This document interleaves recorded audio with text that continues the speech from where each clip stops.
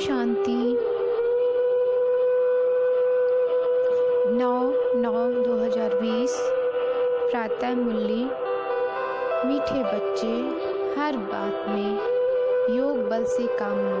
बाप से कुछ भी पूछने की बात नहीं है। तुम ईश्वरीय संतान हो, इसलिए कोई भी आसुरी काम ना करो। तुम्हारे इस योग बल की करामत क्या है? उत्तर, यही योग बल है जिससे तुम्हारी सब कर्मेंद्रियां वश हो जाती हैं। योग बल के सिवाय तुम पावन बन नहीं सकते। योग बल से ही सारी सृष्टि पावन बनती है। इसलिए पावन बनने के लिए व भोजन को शुद्ध बनाने के लिए याद की यात्रा में रहो। युक्ति से चलो, नम्रता से व्यवहार करो। ओम शांति। रूहानी बाप रूहानी बच्चों को समझाते हैं। दुनिया में किसको मालूम नहीं है कि रूहानी बाप आकर स्वर्ग की व नई दुनिया की स्थापना करते हैं। कोई भी नहीं जानते हैं। तुम बाप से कोई भी प्रकार की मांगनी नहीं कर सकते हो। बाप सब कुछ समझाते हैं। कुछ भी पूछने की दरकार नहीं रहती। सब कुछ आपे ही समझाते रहते हैं। बाप कहते हैं, मुझे कल्प कल्प इस भारत खंड में आकर क्या करना है, सो मैं जानता हूँ। तुम नहीं जानते। रोज रोज समझाते रहते हैं। कोई भल एक अक्षर भी ना पूछे तो भी सब कुछ समझाते रहते हैं। कभी पूछते हैं खान पान की तकलीफ होती है। अब यह तो समझ की बात है, बाबा ने कह दिया है। हर बात में योग बल से काम लो, याद की यात्रा से काम लो। और कहाँ भी जाओ तो मुख्य बात बाप को जरूर याद करना है और कोई भी आसुरी काम नहीं करना है। हम ईश्वरीय संतान हैं, वह है सबका बाप। सबके लिए शिक्षा एक ही देंगे।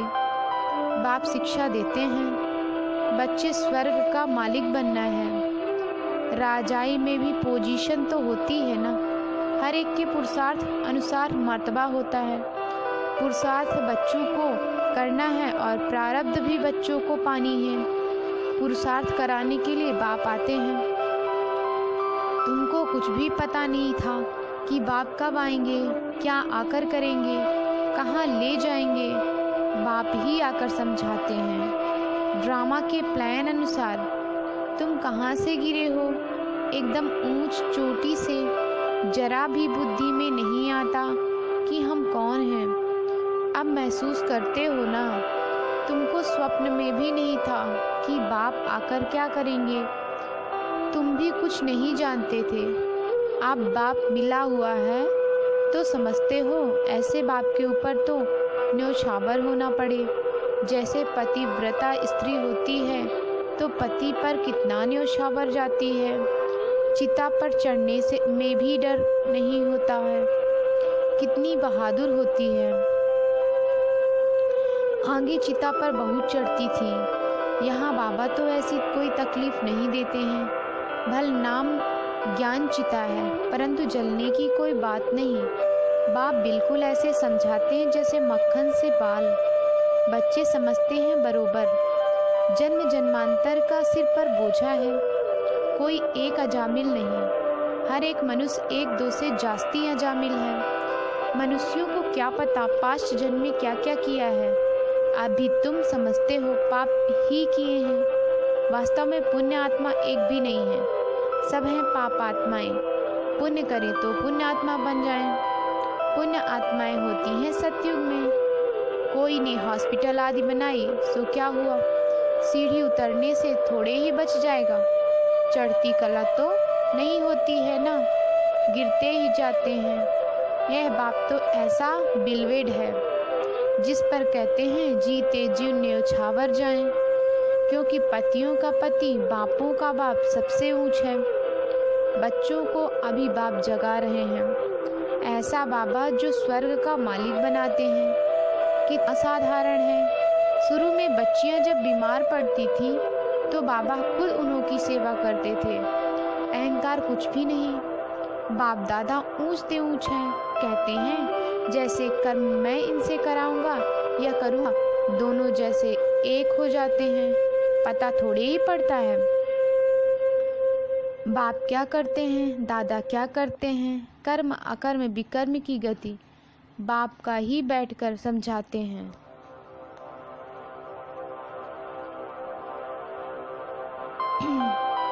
बाप बहुत ऊंच है, माया का भी कितना प्रभाव है। ईश बाप कहते हैं ऐसा मत करो तो भी नहीं मानते हैं। भगवान कहते हैं मीठे बच्चे यह काम नहीं करना, फिर भी उल्टा काम कर देते हैं। उल्टे काम के लिए ही मना करेंगे ना। लेकिन माया भी बड़ी जबरदस्त है, भूले के भी बाप को नहीं भूलना है। कुछ भी करें, मारे अथवा कूटे, ऐसा कुछ बाप करते नहीं हैं, परंतु यह एक्सट्रीम में कहा जाता है। गीत भी है, तुम्हारे दर को कभी नहीं छोड़ेंगे, चाहे कुछ भी कहो। बाहर में रखा ही क्या है, बुद्धि भी कहती है जाएंगे कहाँ। बाप बादशाही देते हैं, फिर थोड़े ही कभी मिलती है। ऐसे थोड़ी है दूसरे जन्म में कुछ मिल सकता है, नहीं। यह पारलौकिक बाप है जो बेहद सुखधाम का तुमको मालिक बनाते हैं। बच्चों को दैवी गुण भी धारण करने हैं, सो भी बाप राय देते हैं अपना पुलिस आदि का काम भी करो, नहीं तो डिसमिस कर देंगे।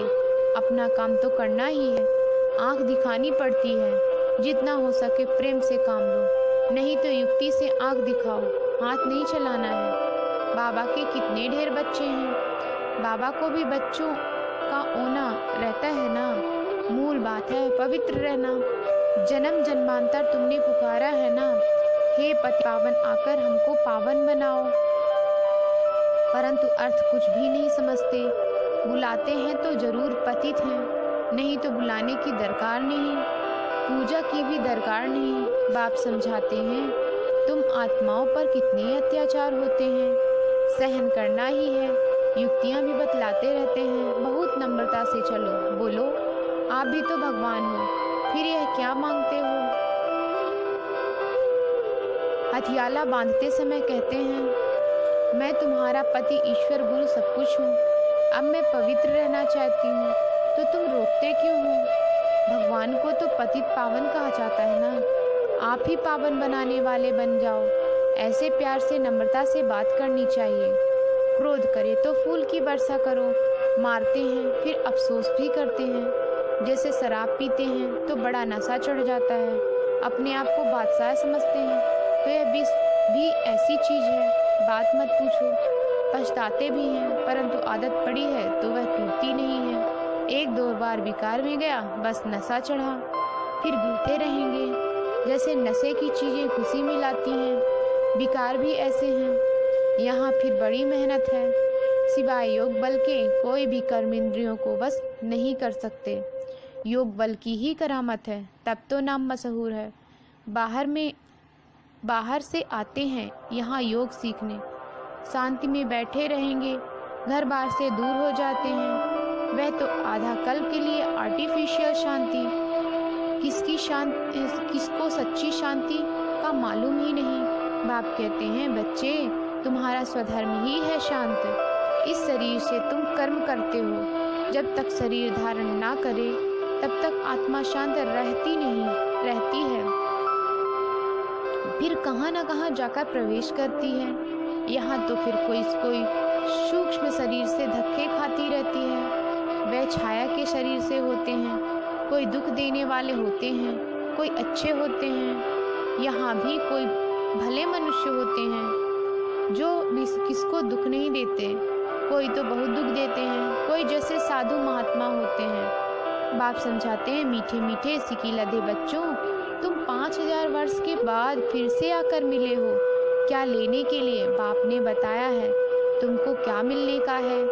बाबा आपसे क्या मिलना है यह तो प्रश्न ही नहीं, आप तो वो ही है हेवनली गॉडफादर, नई दुनिया के रचयिता, तो जरूर आपसे बादशाही मिलेगी। बाप कहते हैं थोड़ा भी कुछ समझ कर जाते हैं तो स्वर्ग में जरूर आएंगे।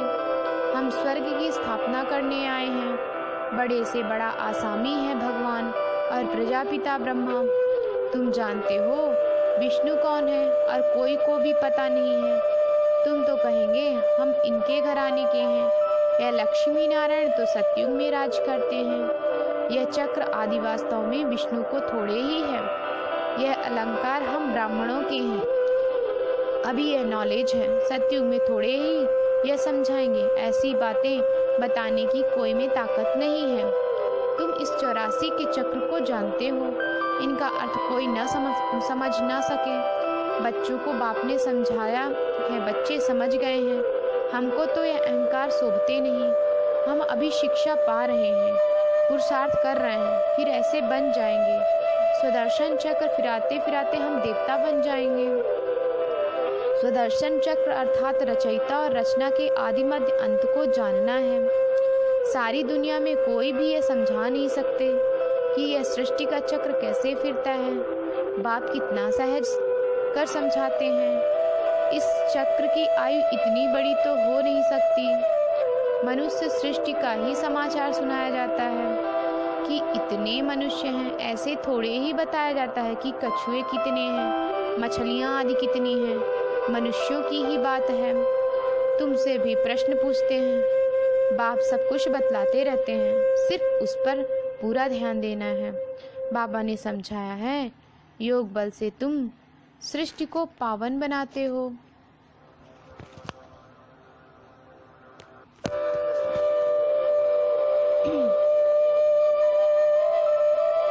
तो क्या योग बल से खाना शुद्ध नहीं हो सकता है?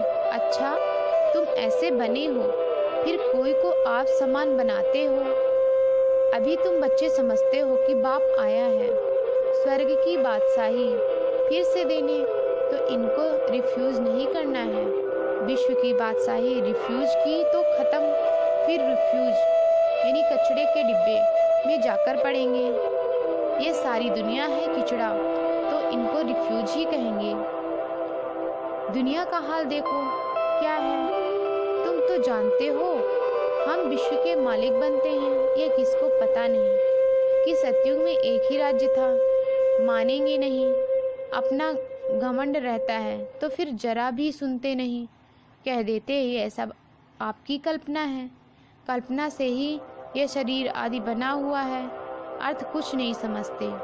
बस यह ईश्वर की कल्पना है। ईश्वर जो चाहे सो बनते हैं, उनका ये खेल है। ऐसी बातें करते हैं, बात मत पूछो। अभी तुम बच्चे जानते हो बाबा आया हुआ है।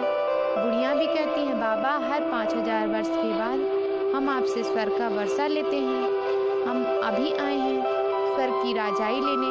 तुम जानते हो कि सभी एक्टर्स का अपना पार्ट है, एक का पार्ट ना मिले दूसरे से, तो फिर इसी ही नाम रूप में आकर इसी समय बाप से वर्षा लेने का पुरुषार्थ करेंगे।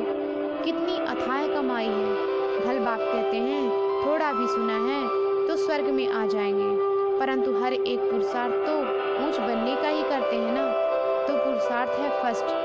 अच्छा, मीठे मीठे सीखी लदे बच्चों प्रति माता पिता बाप दादा का याद प्यार और गुड मॉर्निंग। रूहानी बाप की रूहानी बच्चों को नमस्ते।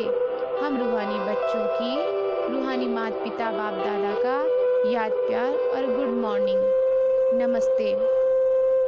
थैंक यू बाबा। धारणा के लिए मुख्य सार। जैसे बाबा बच्चों की सेवा करते हैं, कोई अहंकार नहीं, ऐसे फॉलो करना है। बाप की श्रीमत पर चलकर विश्व की बादशाही लेनी है, रिफ्यूज नहीं करनी है। बापों का बाप, पतियों का पति, जो सबसे ऊंच है, बिलवेड है, उस पर जीते जी न्यौछावर जाना है। ज्ञान चिता पर बैठना है। कभी भूले चूके भी बाप को भूल उल्टा काम नहीं करना है। वरदान है, मास्टर ज्ञान सागर बन, ज्ञान की गहराई में जाने वाले अनुभव रूपी रत्नों से संपन्न भव। जो बच्चे ज्ञान की गहराई में जाते हैं, वे अनुभव रूपी रत्नों से संपन्न बनते हैं। एक है ज्ञान सुनना और सुनाना, दूसरा है अनुभवी मूर्त बनना। अनुभवी सदा अविनाशी और निर्विघ्न रहते हैं, उन्हें कोई भी हिला नहीं सकता। अनुभवी के आगे माया की कोई भी कोशिश सफल नहीं होती। अनुभवी कभी धोखा नहीं खा सकते। इसलिए अनुभवों को बढ़ाते हुए हर गुणों के अनुभवी मूर्त बनो। मनन शक्ति द्वारा शुद्ध संकल्पों का स्टॉक जमा करो। स्लोगन है, फरिश्ता वह है देह के सूक्ष्म अभिमान के संबंध से भी न्यारा है। फिर से, फरिश्ता वह है जो देह के सूक्ष्म अभिमान के संबंध से भी न्यारा है।